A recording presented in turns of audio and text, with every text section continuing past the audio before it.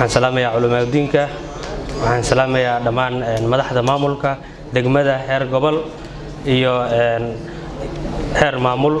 iyo dhammaan waxaan salaamayaa sidoo kale oda dhaqameedyada dhalinyarada ku soo dhawaada xafladan waan idinka mahadcelinayaa sida qiimaha leh oo aad ugu soo qayb gasheen xafladan anoo ku hadlayo magaca IBS gaar ahaan ahna madaxa operationka IBS kulay IBS wuxuu yimid halkan in uu ka qayb qaato horumarka magaalada Beledweyne waxaan rajaynayaa inuu tagi doono dhammaan degmooyinka gobolka Hiiraan sida ka warqabtaan bangiyada waxay qayb ka yihiin dhaqaalaha iyo horumarka wadanka uu sameeyo iyo dhammaan sidoo kale waxay qayb ka yihiin bilicda iyo caalamka in lagu xirmo qaybihiisa kala duwan bangiga IBS wuxuu ka qayb qaadanayaa sidoo kale horumarka bulshada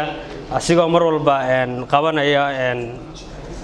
ganacsatada yaryar gacan qabanaya oo dhaqaalooda kor u soo qaadayo sidoo kale asigoo ka qayb qaadanayo dhammaan xagga constructionka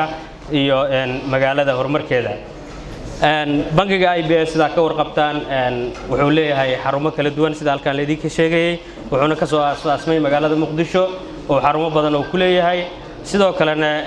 wuxuu rabaa in uu horumarkii uu ka sameeyay meelihii hore u tagay si la madeeyo halkan ka sameeyo bangiga IBS sida ka warqabtaan kulay magaciisa iyo wax badan ayuu soo horeeyay waa bangi international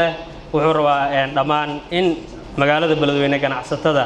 hayr yaraadaan ama ha weynaadaan dhammaan inuu ku xiro siday ula jaan qaadin lahaayeen bunuugta caalamka sidoo kale qurbo joogta magaalada Beledweyne yimaada si ay u helaan access amba finance-kooda amba lacagahooda si ay online amba transaction ayagoo isticmaalayo transactionada caalamiga sida ATM-kii ugu horeeyay inaan keenay magaalada sidoo kale inaan bixinayno visa cards sidoo kale in u fududeyno dhammaan in mobile money la isticmaali jiray oo hore u jiray sidoo kale in casriga kaararka aan ku soo kordhino aad iyo aad ka mahadcelinayaa sidoo kale waxaan u mahadcelinayaa bunuugta kale ee hore nooga soo horeeyay magaaladan ka shaqeynayay oo service-koodana lagu tiirsanay marka wuxuu qayb ka yahay inuu sii xoojiyo financial sector-ka aad ayaan idinka mahadcelinayaa waa mahadsantihiin in faahfaahin oo dheeraadana waxa ka heli doontaan insha Allah xarunteena aan daafurayno waa mahadsantihiin